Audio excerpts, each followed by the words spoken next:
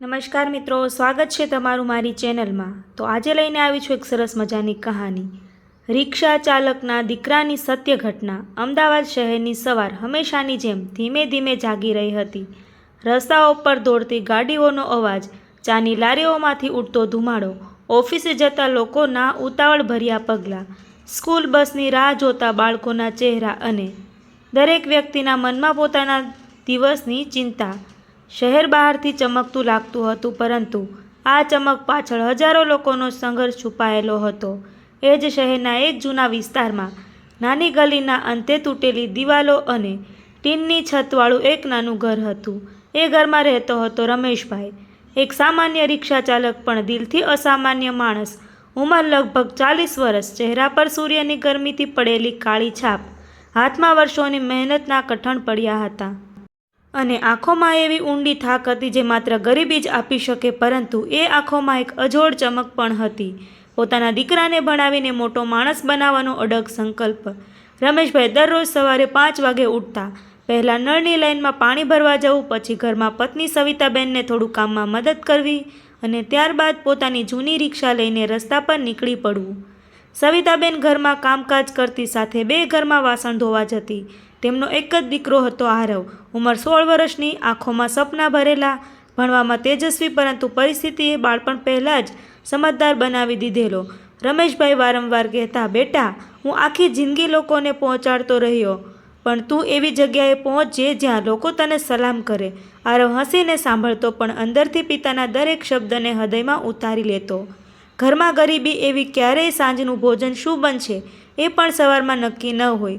છત ચોમાસામાં ટપકતી, દિવાલો પર ભેજના ડાઘ, પંખો ધીમે ધીમે ફરતો અને એક જ ટેબલ પર જેના પર આરવ ભણતો। પણ એ ઘરમાં પ્રેમનો ખજાનો હતો। રાત્રે રમેશભાઈ ઘરે પાછા ફરતા ત્યારે થાકેલા શરીર છતાં દીકરાને પૂછતા, આજે શું શીખ્યો? આરવ ઉત્સાહથી ગણિતના સૂત્રો, વિજ્ઞાનના પાઠ અને અંગ્રેજીના શબ્દો કહેતો। રમેશભાઈને ભલે કશું સમજાતું ન હોય, છતાં તેઓ ગર્વથી માથું હલાવતા। એમને લાગતું કે દીકરો ભણે છે એટલે પોતે પણ આગળ વધી રહ્યા છે। એક દિવસ સ્કૂલમાંથી આરવ ઘરે આવ્યો ત્યારે તેના ચહેરો ઉતરેલો હતો। સવિતાબેને પૂછ્યું, શું થયું આરવ?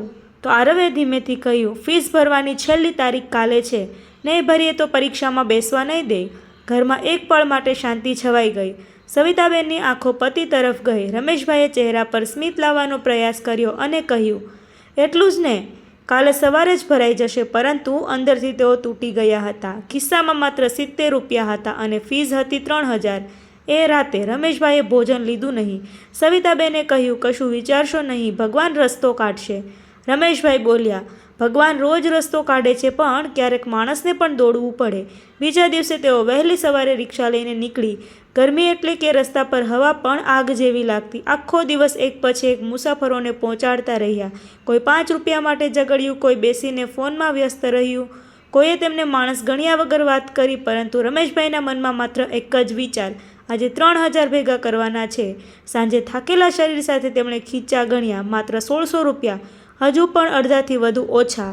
તેઓ રસ્તાની બાજુએ રિક્ષામાં બેઠા અને પહેલીવાર આંખોમાં આંસુ આવી ગયા। એ જ સમયે એક વૃદ્ધ દંપતી તેની રિક્ષા પાસે આવ્યું। બેટા, સ્ટેશને લઈ જશો? રમેશભાઈએ હા પાડી। રસ્તામાં વૃદ્ધે પૂછ્યું, ઘણા થાકેલા લાગો છો? રમેશભાઈએ હસીને કહ્યું, જીવનનો વ્યવસાય જ એવો છે। વૃદ્ધે ફરીથી પૂછ્યું, ચહેરો તો વધુ કંઈક કહે છે, જાણે વર્ષોથી ભરાયેલું દુઃખ કોઈએ ઓળખી લીધું હોય એમ। રમેશભાઈએ આખી વાત કહી દીધી, દીકરાની ફીસ, ગરીબી, સપનાઓ। વૃદ્ધ થોડા સમય મૌન રહ્યા। સ્ટેશન આવ્યું, ભાડું થયું 100 રૂપિયા। વૃદ્ધે 500ની નોટ આપી। રમેશભાઈએ પરત આપવાનું કહ્યું તો વૃદ્ધે હાથ રોકી દીધો અને બોલ્યા, આ ભાડું નથી, દીકરાની કલમ માટે આશીર્વાદ છે। રમેશભાઈએ ના પાડી, પરંતુ વૃદ્ધે દ્રઢ અવાજમાં કહ્યું, જ્યારે તારો દીકરો મોટો માણસ બને ત્યારે કોઈ બીજા ગરીબ બાળકને મદદ કરજે। એ શબ્દોએ રમેશભાઈને અંદરથી હચમચાવી દીધા। તેમણે નોટ હાથમાં લીધી, આંખો ભીની થઈ ગઈ। તે રાત્રે તેઓ મોડા સુધી રિક્ષા ચલાવતા રહ્યા। ઘરે આવ્યા ત્યારે ખિસ્સામાંથી 3200 રૂપિયા હતા। સવિતાબેન સામે પૈસા મૂકી દીધા। બંને પતિ પત્ની એકબીજાને જોઈ રહ્યા, કંઈ બોલ્યા નહીં, પણ આંખોમાં બધું કહી દીધું। બીજા દિવસે આરવ સ્કૂલમાં ફીસ ભરી આવ્યો। તેની આંખોમાં એવી ખુશી હતી જાણે દુનિયા જીતી આવ્યો હોય। તેણે પિતાના પગે હાથ મૂક્યો। રમેશભાઈ ગભરાઈ ગયા, અરે શું કરે છે? આરવે કહ્યું, તમે મારા માટે ભગવાન કરતાં ઓછા નથી. રમેશભાઈએ તરત દીકરાને ઊભો કર્યો અને ગળે લગાવી દીધો. સમય પસાર થતો ગયો. આરવ 12મું ધોરણમાં આવ્યો. હવે તેનું લક્ષ્ય હતું સરકારી અધિકારી બનવું. ઘરમાં પૈસા નહોતા એટલે કોચિંગ ક્લાસ શક્ય નહોતા. આરવે સરકારી લાઇબ્રેરીમાં જવાનું શરૂ કર્યું. સવારે સ્કૂલ, બપોરે લાઇબ્રેરી, રાત્રે ઘરે આવીને અભ્યાસ. રમેશભાઈએ પોતાનો આરામ પૂરો ભૂલી દીધો. હવે તેઓ રાત્રે પણ રિક્ષા ચલાવતા. શરીર કમજોર થતું ગયું. ખાંસી વધી ગઈ, પણ દીકરાને ક્યારેય કશું કહ્યું નહીં. એક રાત્રે ભારે વરસાદ પડી રહ્યો હતો. શહેરના રસ્તાઓ પર પાણી ભરાઈ ગયું હતું. છતાં રમેશભાઈ રિક્ષા લઈને નીકળ્યા.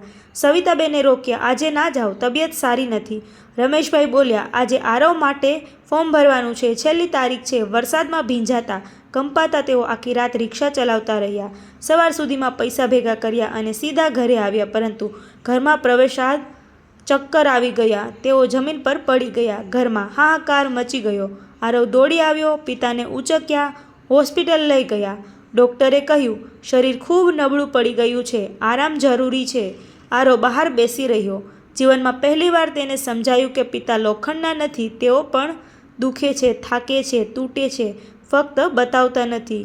હોસ્પિટલના બેડ પર રમેશભાઈએ આંખો ખોલી. સામે દીકરો રડતો હતો. તેઓ ધીમેથી બોલ્યા, બેટા, આંસુઓમાં સમય બગાડતો નહીં, પુસ્તકો ખોલ. આરવે હાથ પકડીને કહ્યું, હવે તમે કામ નહીં કરો. રમેશભાઈ હસ્યા. મારો વિશ્વાસ ચાલે ત્યાં સુધી હું કામ કરું, કારણ કે તું સપનું છે. આ શબ્દોએ આરવના દિલમાં આગ સળગાવી દીધી. તેણે એ જ ક્ષણે નક્કી કર્યું, હવે જીવન બદલવું જ છે. ગરીબી સામે હારવું નહીં, પિતાના આંસુઓને વ્યર્થ જવા દેવા નહીં. તે રાત્રે આરવે પુસ્તકો સામે બેસીને પોતાની જાતને કહ્યું, હવે હું માત્ર મારા માટે નહીં, મારા પિતાના દરેક દમના ટીપા માટે ભણીશ. બહાર વરસાદ ચાલુ હતો. અંદર એક યુવાનની અંદર વાવાઝોડું ઊભું થઈ ગયું હતું. અને એ જ દિવસથી શરૂ થયો એવો સંઘર્ષ જે થોડા વર્ષોમાં આખા શહેર માટે પ્રેરણા બનવાનો હતો. રિક્ષા ચાલકનો દીકરો જ્યારે અધિકારી બન્યો, એ રાત્રે જ્યારે હોસ્પિટલમાંથી ઘરે પરત આવ્યા પછી આરવ પુસ્તકો સામે બેસ્યો, ત્યારે તેની આંખોમાં ઊંઘ નહોતી, મનમાં ભય નહોતો અને શરીરમાં થાક હોવા છતાં આત્મતા અજબ તાકાત જન્મી ગઈ હતી. ઘરની તૂટેલી દિવાલો, વરસાદે ટપકાવેલી છત, ખૂણે પડેલી પિતાની ભીંજાયેલી છપ્પલ, રસોડામાં મમ્મીનો શાંત ચહેરો અને બેડ પર સૂતા રમેશભાઈનો કંપતો શ્વાસ, આ બધું હવે આરવ માટે માત્ર દ્રશ્ય નહોતું, એ જ તેનો સંકલ્પ બની ગયો હતો. તેણે પોતાની જાતને એક વચન આપ્યું, હવે મારા ઘરમાં ગરીબી નહીં રહે, મારા પિતાના હાથ ફરી ક્યારેય હેન્ડલ નહીં પકડે અને મારી મમ્મી બીજાના ઘરમાં વાસણ નહીં ધોએ. એ શબ્દ બોલતા જ જાણે એ સામાન્ય છોકરામાંથી યોદ્ધા જન્મ્યો હતો. બીજા દિવસથી જ ઘરનું વાતાવરણ બદલાઈ ગયું. સવિતાબેન વહેલી સવારથી ઉઠીને ચા બનાવતી અને દીકરાને કહી દેતી, બેટા, તારા માટે સમય કિંમતી છે, તું ભણ. રમેશભાઈએ બેડ પરથી જોતા રહેતા. તેમને શરીર ઊભું થવા દેતું નહોતું, પરંતુ આંખોમાં ગર્વ હતો. આરવ સવારના 5 વાગે ઉઠતો, નાહીને ભગવાન આગળ દીવો કરતો અને પછી સીધો અભ્યાસમાં લાગી જતો. જૂના પુસ્તકો, લાઇબ્રેરીમાંથી લાવેલી નોટ્સ, મોબાઈલમાં ફક્ત વિડીયો, કાગળ પર લખેલા ટાઈમ ટેબલ અને દિવાલ પર મોટા અક્ષરે લખેલું એક જ વાક્ય, મારે જીતવું જ છે. પડોશના લોકો આ બધું જોતા, કોઈ પ્રોત્સાહન આપતું તો કોઈ મજાક કરતું. અરે, સરકારી નોકરી એટલી સહેલી હોય તો બધા અધિકારી બની જાય. કોઈ કહે, રિક્ષાવાળાનો દીકરો કેટલી ઊંચી ઉડાન ભરશે. આવા શબ્દો સાંભળીને સવિતાબેનનું હૃદય દુખતું, પણ આરવ માત્ર સ્મિત કરતો, કારણ કે હવે તેને સમજાયું હતું કે દુનિયા પહેલાં હસે છે, પછી જોવે છે અને છેલ્લે તાળી પાડે છે. સમય પસાર થતો ગયો. આરવ બપોરે થોડા કલાકો નજીકના બાળકોને ટ્યુશન પણ કરાવતો. એ પૈસાથી ઘરમાં રાશન આવતું અને પોતાના ફોર્મ ભરાતા. સાંજે લાઇબ્રેરીએ જતો. ત્યાં એક જ ખુરશી પર કલાકો સુધી બેઠો રહેતો.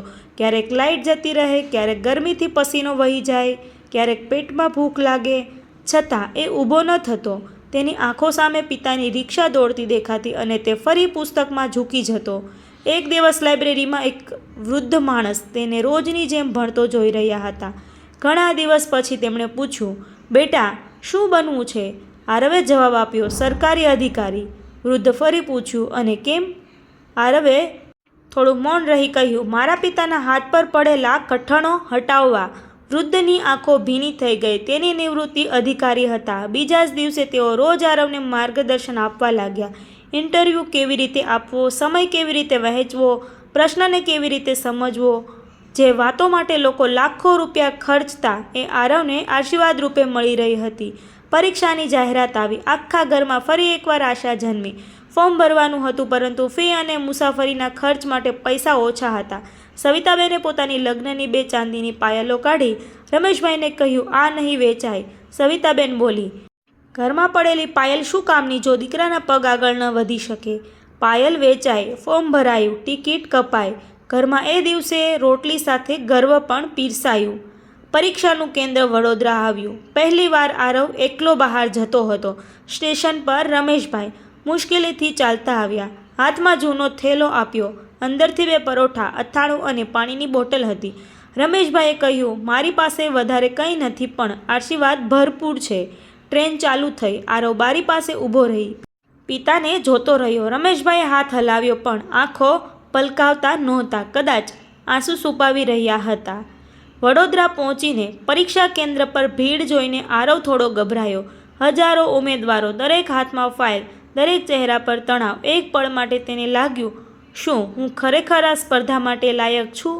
પરંતુ એ જ સમયે ફોનમાં પિતાનો મેસેજ આવ્યો, ડરતો નહીં, તું મારા વિશ્વાસથી મોટો છે. એ શબ્દોએ તેને અંદરથી હિંમત જાગી. પરીક્ષા શરૂ થઈ. પ્રશ્નપત્ર હાથમાં આવ્યું. શરૂઆતના પ્રશ્નો કઠિન હતા.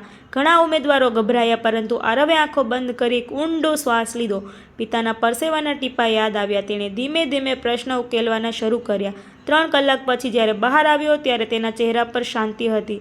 તેને ખબર હતી, તેણે પોતાની સંપૂર્ણ મહેનત મૂકી દીધી હતી. હવે રાહ હતી પરિણામની.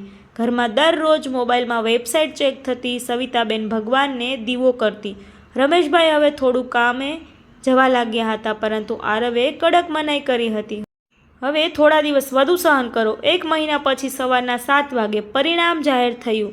ઇન્ટરનેટ ધીમું હતું, હાથ કામતા હતા. રોલ નંબર નાખ્યો, સ્ક્રીન લોડ થતી રહી. ઘરમાં શાંતિ છવાઈ ગઈ. પછી અચાનક સ્ક્રીન પર શબ્દ દેખાયા, સિલેક્ટેડ. સવિતાબેનને પ્રથમ સમજાયું નહીં. આરવ જોરથી બોલ્યો, મમ્મી, થઈ ગયું. સવિતાબેનના હાથમાંથી ફોન પડી ગયો. તેઓ રડતા રડતા દીકરાને ગળે લાગી ગયા. રમેશભાઈ થોડા ક્ષણ મૌન રહ્યા, પછી ધીમેથી બેસી ગયા. આંખોમાંથી વર્ષોથી અટકેલા આંસુ વહેવા લાગ્યા. તેમણે માત્ર એક જ વાત કહી, આજે મારી રિક્ષા જીતી ગઈ. આસપાસના પડોશીઓ ભેગા થઈ ગયા. જે લોકો ક્યારેક મજાક કરતા હતા, એ જ આજે મીઠાઈ લઈને આવ્યા. આખી ગલીમાં વાત ફેલાઈ ગઈ. રિક્ષાવાળાનો દીકરો અધિકારી બન્યો. બાળકો તેની પાસે ફોટા લેવા લાગ્યા. વૃદ્ધો આશીર્વાદ આપવા લાગ્યા. સવિતાબેનના ચહેરા પર પહેલીવાર નિરાતે સ્મિત હતું. થોડા મહિનામાં તાલીમ પૂર્ણ થઈ. આરવને સરકારી વિભાગમાં સારી પોસ્ટ મળી. પહેલી સેલેરીના દિવસે તે સીધો બજારમાં ગયો. નવું ઘર બુક કર્યું, મમ્મી માટે સાડી લીધી અને પિતાને લઈને શોરૂમમાં ગયો. રમેશભાઈએ પૂછ્યું, અહીં શું કામ? આરવે બહાર ઊભેલી નવી કાર તરફ ઇશારો કર્યો અને કહ્યું, જીવનભર તમે મને બેસાડીને ફરાવ્યા, હવે મારી વારી. રમેશભાઈ સ્થિર થઈ ગયા. કારનો દરવાજો ખુલ્યો. તેઓ અંદર બેઠા. આંખોમાંથી આંસુ ટપક્યા. બોલ્યા, મેં તો રિક્ષા ચલાવી, તું તો નસીબ ચલાવી દીધું. નવી સોસાયટીમાં ઘર મળ્યું. સવિતાબેનને હવે બીજાના ઘરમાં કામે જવું પડતું નહોતું. રમેશભાઈની રિક્ષા વેચાઈ નહીં. આરવે તેને ઘરના પાર્કિંગમાં સન્માનથી રાખી. લોકો પૂછે તો કહે, આ મારા પિતાનું મેડલ છે. દર રવિવારે તે રિક્ષા સાફ કરતો, કારણ કે એ જ રિક્ષાના પૈડા પર બેસીને તેનું ભવિષ્ય આગળ વધ્યું હતું. સમય સાથે આરવ માત્ર અધિકારી ન રહ્યો, પ્રેરણા બની ગયો. ગરીબ બાળકો માટે મફત માર્ગદર્શન શરૂ કર્યું. જૂના પુસ્તકો એકત્રિત કરીને લાઇબ્રેરી ખોલાવી. દરેક વિદ્યાર્થીને કહેતો, મારી પાસે પૈસા નહોતા, પણ બહાના પણ નહોતા. લોકો દૂર દૂરથી તેની વાત સાંભળતા આવતા. એક દિવસ શહેરમાં સન્માન સમારોહ રાખવામાં આવ્યો. સ્ટેજ પર આરવને બોલાવવામાં આવ્યો. માઇક હાથમાં લઈ તેણે કહ્યું, આ એવોર્ડ મારો નથી, એ મારા પિતાના ફાટેલા હાથનો છે, મારી માતાની અધૂરી ઈચ્છાઓનો છે અને દરેક ગરીબ ઘરના બાળકોનો છે, જે સપના જોવાની હિંમત રાખે છે. આખું હોલ તાળીઓથી ગૂંજી ઉઠ્યું. સમારોહ પૂરો થયા પછી આરવ સ્ટેજ પરથી નીચે ઉતર્યો. સીધો પિતાના પગે વંદન કર્યું. રમેશભાઈએ તેને ઊભો કર્યો અને ગળે લગાવી કહ્યું, આજે તું મોટો અધિકારી નથી લાગતો, આજે પણ મારો નાનો દીકરો જ લાગે છે. આ કહાની શીખવે છે કે ગરીબી ક્યારેય માણસની ઓળખ નથી હોતી. મહેનત માણસનું સાચું ઘરેણું છે. રિક્ષા ચલાવનાર પિતાના હાથમાં જો આશીર્વાદ હોય, માતાની આંખોમાં જો વિશ્વાસ હોય અને સંતાનના મનમાં જો આગ હોય, તો કિસ્મતને પણ નમવું પડે છે. દુનિયા તમારો જન્મ જોઈને નિર્ણય કરે છે, પરંતુ તમારી મહેનત દુનિયાનો નિર્ણય બદલી શકે છે. જે ઘરમાં આજે આંસુઓ છે ત્યાં કાલે તાળીઓ પણ પડી શકે છે. બસ હાર માનવી નહીં. તો મિત્ર, આવી જ કહાનીઓ અને સત્ય ઘટનાઓ સાંભળવા માટે મારી ચેનલમાં બન્યા રહો. અને વિડીયો પસંદ આવ્યો હોય તો વિડીયોને લાઇક જરૂરથી કરજો અને ચેનલને સબસ્ક્રાઈબ કરવાનું ભૂલશો નહીં મિત્ર. Thank you.